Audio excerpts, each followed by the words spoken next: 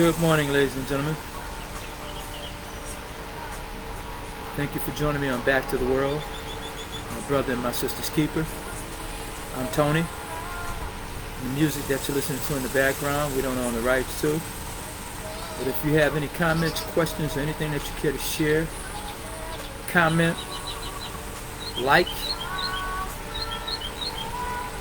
donate, subscribe, hit us in the boxes down below. And we would surely appreciate it, man. We appreciate your feedback. Okay, as you can hear, man, nature is calling this morning.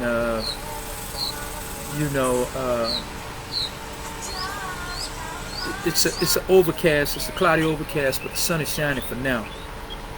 And the birds are chirping, the crickets are cricketing. And the frogs are croaking, I guess. Anyway, man, I'm in the midst of nature, and I truly appreciate the Most High for allowing me this gift to be a part of this. All of this is what I missed. You know what I mean? Let me lower the music just a little. Sorry about that.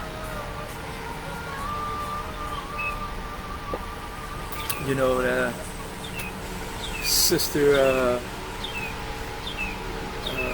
not Patrice Rushen. Yeah, that's Sister Patrice Rushen singing in her book. We don't own the rights to the music. But,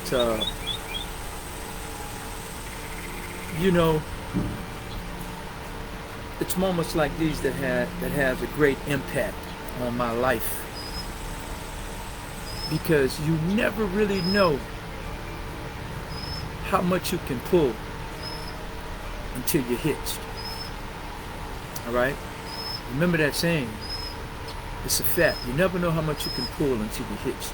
And just to break it down to you, see, because when I read the Bible, I read it with an open mind, and I read the parables that are given, and I think that many of the verses and the chapters are to make you think, to expand your mind. And I think that many of us, we take it too literal, and then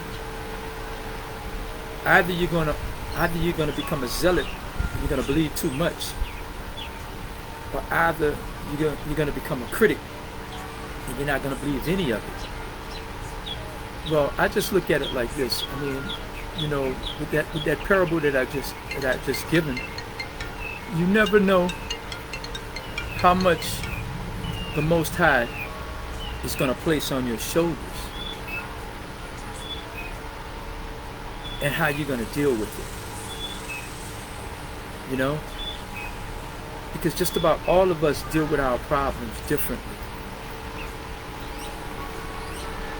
But you never sign up for it. It's like always preparing but hope it never comes. So they say the best time to prepare for war is during times of peace, because that's when you're going to have time to do it. So at that time I prepared myself for when I would come home. I had no idea when that day would be and when that would arrive. But I always believed that the Most High would grant me this gift to be able to experience all the things that I'm experiencing now. So it became my quest and it became my goal. If given that chance, what is it that I do? Right? Not so much what I do for me. Because self-preservation, but the first law of man is to provide food, clothing, and shelter for his family and his loved ones. And if I consider each and every one of you as my name, as our business, as our podcast name, Back to the World, my brother and my sister's keeper, if I am your brother and you are my sister and brother, and we are each other's keeper and I'm your keeper, then it's for me to try my best to provide food, clothing, and shelter. That way, to ease whatever sufferings that you're going to, or that you're going through, rather. Right? And I'm going to try and keep this short, but many of our leaders Many of our activists, our forefathers, our ministers, our politicians, you know, what they would do, and I'm not saying it's the bare minimum, it takes effort to do what they do. And I'm not blaming anyone. But the first thing that our local leaders would do is try to provide food for you, because you need sustenance. You need to sustain. So what do? They take donations for food and they feed you. You get enough for a week, right? And then you come back the next week and you fight for it again. Okay? That's number one. Number two, we try to provide a shelter that can only take in so many. They will create a shelter that may hold about maybe 200 if you're lucky. But yet you have 2,000 that are homeless. What's going to happen to that other 1,800? Right? And don't get me wrong, everyone doesn't want to come off the street. Many people are there because they want to be there. Right? I know that's a hard dynamic to understand, but you got many people that want to be, they want to be in the street. And a lot of that could be from mental illness. Or they could be hiding from something. You know, whatever the cause, you know, we'll find a shelter, we'll issue them a few blankets, you know, they'll get their rations and the whole bit. The next thing is income. So we'll try to get them to get on Social Security or what have you, so they can get a free check. All right? And if you're lucky, you'll get a home voucher, and you'll be able to get your own home. But there are going to be stipulations even with that, right? Who can live there, who can't? Okay? So now that you've been placed in a situation to where you have to rely on the status quo to get your food, to get your clothing, and to get your shelter. Now that you have a home and you're on that vouchers list, now you have to abide by all their rules. So once you've shown that you can do that, now you can get a free education, right? They're going to provide an education for you. You go to a trade school, training school, whatever that may be, right? And there's still going to be all these stipulations. And once you finish that course and you get your certificate,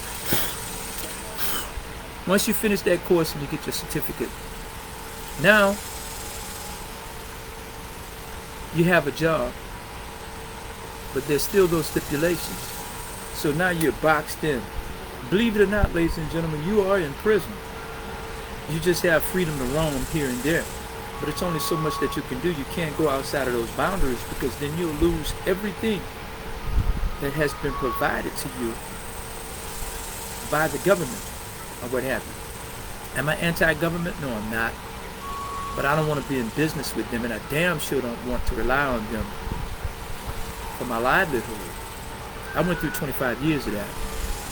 So over this period in time, I sat back and I thought about what it is that our people need the most.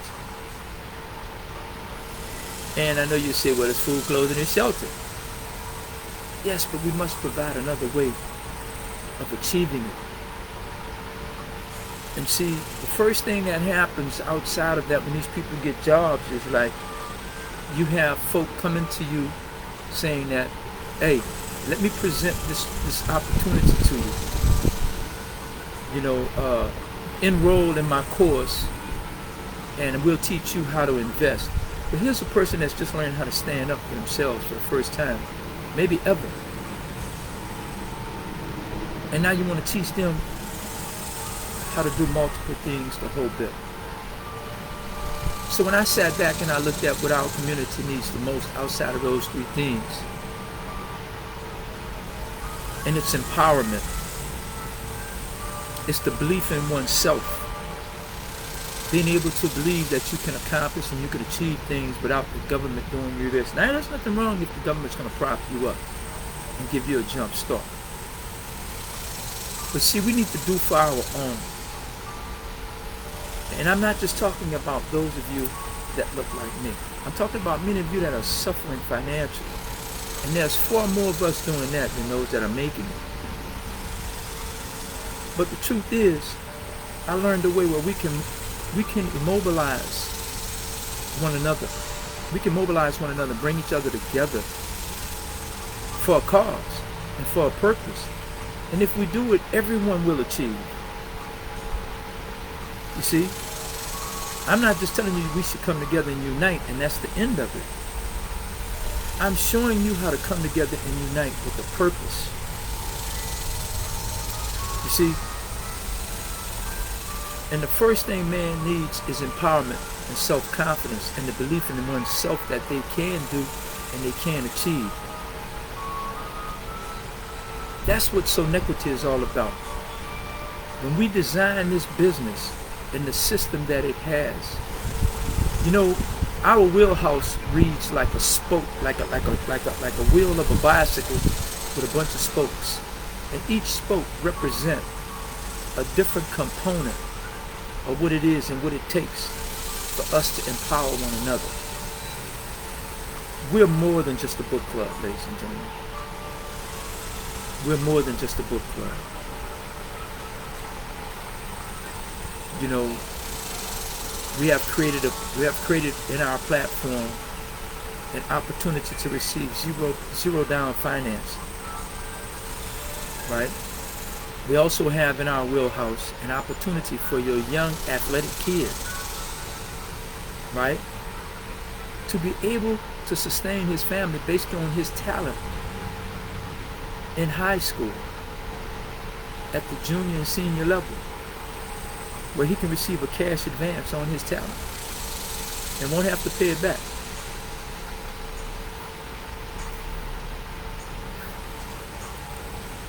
Pretty soon you're going to see where we're not just talking out the side of our neck. There are those that just aren't quite believers yet.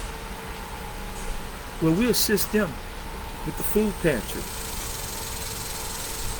We help them to gain their physical strength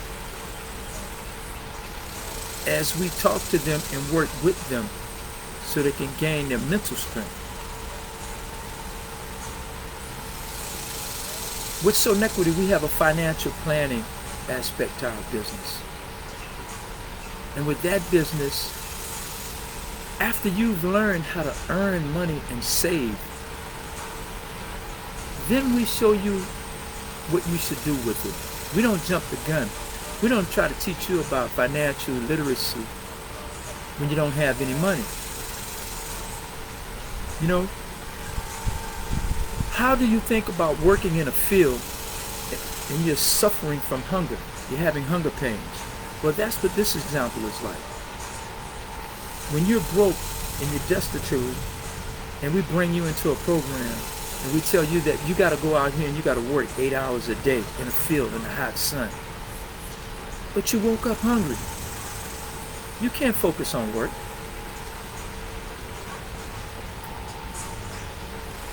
And if you do, you're not going to give it your best, and you may end up hurting yourself. So that's like telling you, okay, we're going to fix your credit. All right, that's a good thing, because we do that too. But that wouldn't be the first thing that we do when you're living in a homeless shelter. But yet they tell you the first thing you do is fix your credit. Then when you fix your credit, you go out and you borrow. And now you can buy, you can get a home, you can get a car, the whole bit. But haven't they forgotten one thing? How are you going to pay that back? So we're not here to put you in a deeper hole than you're already in. We're telling you to stop digging. You see? That's what we're sharing with you. We're sharing with you to stop digging. All right? We don't want you to bury yourself, because that's exactly what you do if you continue to dig. Okay? So,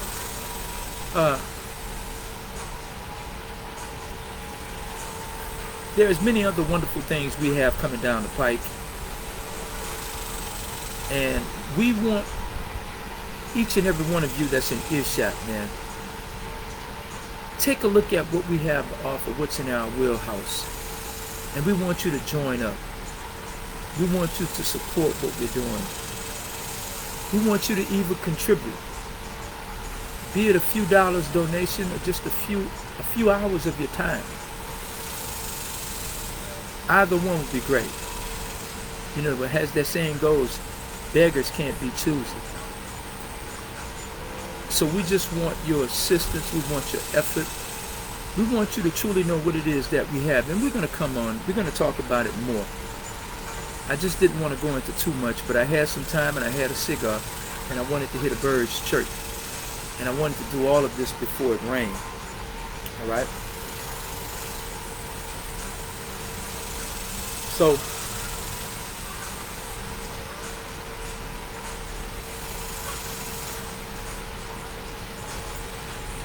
I hope I haven't left anything out. As I said, I wanted to be short, but I just hope I haven't left anything out, man. We are, and listen, you know, we look for those that are dealing with.